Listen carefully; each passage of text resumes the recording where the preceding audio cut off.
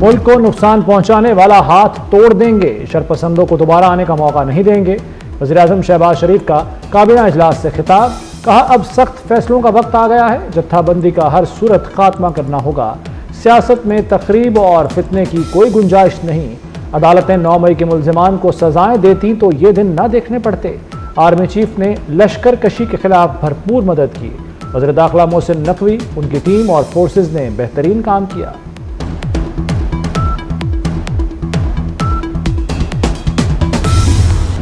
PTI का इनकलाब रियासत की एक ही फूंक ने उड़ा दिया। फोर्सेस की एक्शन ने फाइनल कॉल का धड़न तख्ता कर दिया। बुशरा बीबी और गंडापुर गाड़ियां उड़ाते हुए भाग गए। कारकुनों के कपड़े, जूते और गाड़ियां सड़कों पर ही रह गईं। पुलिस और रेंजर्स ने जत्था तितर बितर करके सैकड़ों इंतशारी धर लिए। मुकदमा दर्ज, नाराज कारकुनों ने भागने से पहले एहतजाजन कंटेनर चला दिया।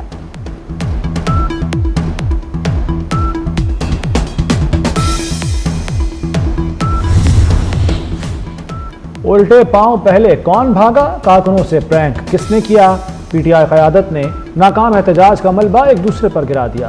बुशरा बीबी ने नाकामी का जिम्मेदार अली अमीन गंडापुर को ठहराया। गंडापुर एंड कंपनी ने मुज़ाकरात नाकामी का मलबा बुशरा बीबी पर गिरा दिया।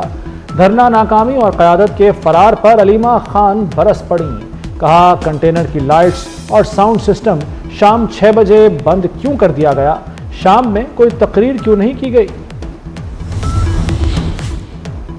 नाकाम एहतजाज के बाद तहरीक इंसाफ में इख्तिलाफात शदीद हो गए। कोर कमेटी ने सियासी और एहतजाजी कमेटियों के खिलाफ वाइट पेपर लाने का मुतालबा कर दिया। कोर कमेटी अरकान ने कहा नाकाम एहतजाज पर वो गमज़दा हैं, उन्हें कोई एतमाद में नहीं लेता। एहतजाज को कामयाब करार देने वाले लतीफ़ खोसा इजलास में तमाशा बन गए। अरकान ने तंज किया कि आप तो एहतजाज में शरीक ही नहीं थे।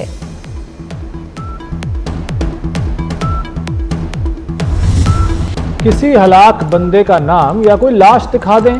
वज़ीर दाखिला मोहसिन नकवी का पीटीआई को खुला चैलेंज। बोले 33 लाशें एक अस्पताल में होने का प्रोपेगेंडा शुरू हुआ। शरपसंद अस्पतालों में लाशें तलाश कर रहे हैं। किसी एक पुलिस वाले के पास गन थी तो बता दें, आप इज्जत के साथ चले गए, यही बेहतर है।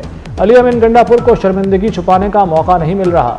बगैर एनओसी अफगान शहरी दिसंबर के बाद इस्लामाबाद में नहीं रह सकते। मोहसिन नकवी का पिम्स अस्पताल का दौरा, जख्मी सिक्योरिटी एहलकारों की अयादत की।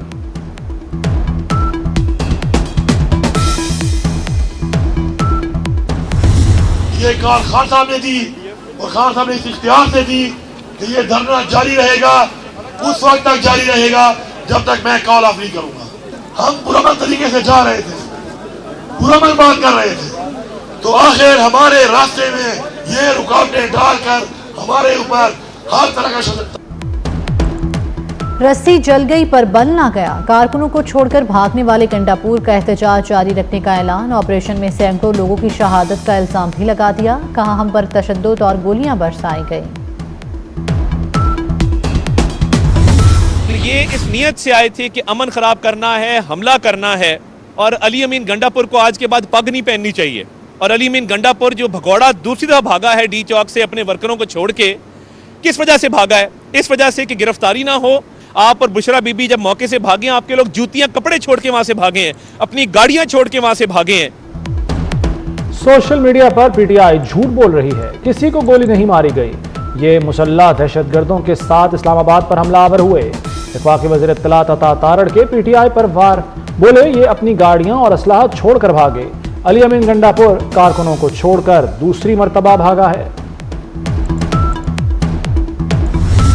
मैंने तो ये देखा टीवी पे बैठ के कि उनकी साइड की जो जादूगरनी थी वो फेल हो गई और हमारा जो जादूगर था वो कामयाब हो गया और जादूगर ने पूरा जो मेला था वो लपेट के वापस भेज दिया। अब आप पूछेंगे जादूगर हमारा कौन है? जी हाँ, ये सवाल तो हमारा मजबूत जादूगर जो है उसका नाम मोहसिन नकवी है। तो अब जादूगरनी फेल है और जादूगर कामयाब है। जादूगरनी नाकाम, मोहसिन नकवी का जादू काम कर गया। गवर्नर सिंध कामरान टिसोरी भी वज़ीर दाखिला मोहसिन नकवी के मोतरफ। कहते हैं पीटीआई वाले मिस कॉल पर डी चौक पहुंचे। पीटीआई को लाटला बनाना गलती थी, पीटीआई की जादूगरनी फेल हो गई, हमारा जादूगर मोहसिन नकवी कामयाब हो गया।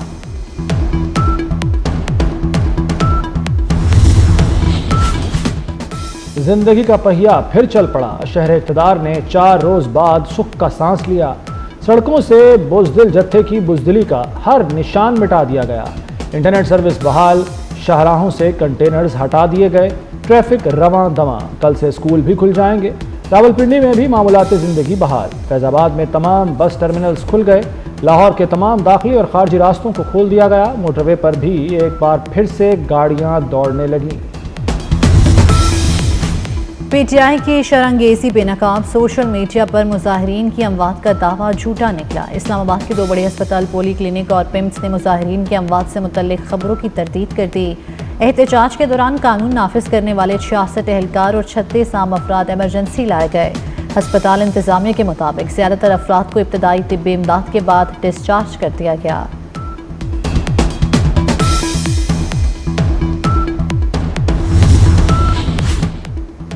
अटक में तहरीक इंसाफ की क़यादत और कारकुनों के खिलाफ मजीद 7 मुकदमात दर्ज। बुशरा बीबी, अली अमीन गंडापुर, उमर अयूब, आरिफ अलवी समेत कई अरकान असम्बली नामजद। ज़िले सदर काजी अहमद अकबर समेत हज़ारों कारकुन भी मुकदमात में नामजद। FIR में दहशतगर्दी, इक़दाम कत्ल समेत 23 मुख्तलिफ दफ़ात शामिल। गिरफ्तारियों के लिए पुलिस के छापे जारी।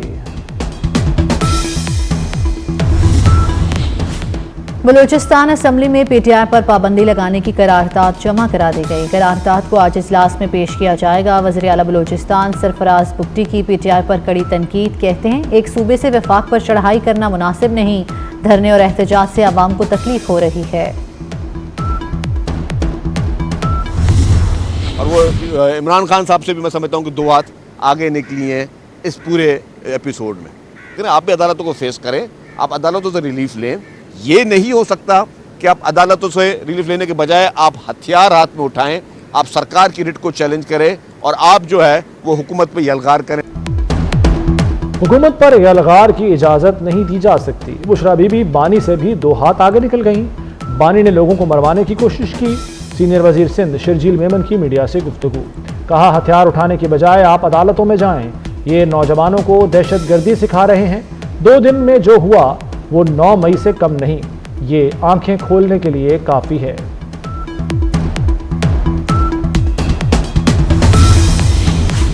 बानी पीटीआई को बड़ा झटका। जिन्ना हाउस समेत 8 मुकदमात पे जमानत की दरखास्तें खारिज हो गईं। इस्तेदाद दहशतगर्दी अदालत के जज मंजर अली गुल ने फैसला सुनाया। स्पेशल प्रोसिक्यूटर ने अदालत को बताया बानी पीटीआई पर 9 मई जलाओ घेराव की साजिश और मनसूबाबंदी का इल्जाम है। Army chief general Asim Munir से बेलारूस के सदर की मुलाकात। दिफा के शोबे में ताउन समेत इलाकाई सलामती से मुताल्लिक उमूर पर बातचीत। आर्मी चीफ ने आलमी और इलाकाई उमूर में बेलारूस के किरदार को सराहा। बेलारूस के साथ ताउन बढ़ाने और 2 तरफा रवाबित मजबूत करने की ख्वाहिश का इजहार। बेलारूस के सदर का दहशतगर्दी के खिलाफ जंग में पाकिस्तान की मुसल्लह अफवाज की कुर्बानियों का एतराफ़।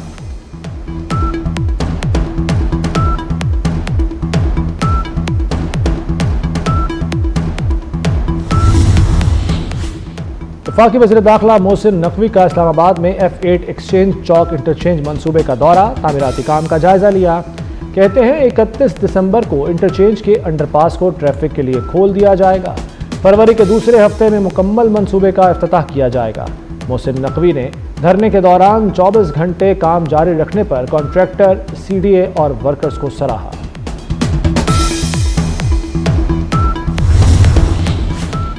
स्टॉक मार्केट में एक और तारीख सांस दें। पाकिस्तान स्टॉक एक्सचेंज में जबरदस्त तेजी। 100 इंडेक्स में 4695 पॉइंट्स का इजाफा। 100 इंडेक्स 99,269 की नई बुलंद तरीन सतह पर बंद हुआ। मुतबादिल तवानाई पर मुंतकिल होने की जानिब एक और कदम। कराची को शमसी तवानाई की सस्ती बिजली फराहमी के हवाले से पेशरफ्त। कैपको की के इलेक्ट्रिक को फी यूनिट बिजली 9 रुपये 80 पैसे फराहम करने की पेशकश।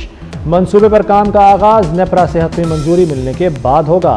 एलामिया जारी कर दिया गया। लेबनान और इसराइल ने जंग बंदी की अमरीकी तजवीज़ को कबूल कर लिया। अमरीकी सदर ने जंग बंदी का खुद ऐलान किया। इसराइल और लेबनान ने भी तस्दीक कर दी। आज से 60 रोज़ा जंग बंदी पर अमल दरामद शुरू भी हो गया। 7 अक्टूबर 2023 से इसराइली हमलों में लेबनान में 3768 अफराद शहीद, 15,699 जख्मी हुए।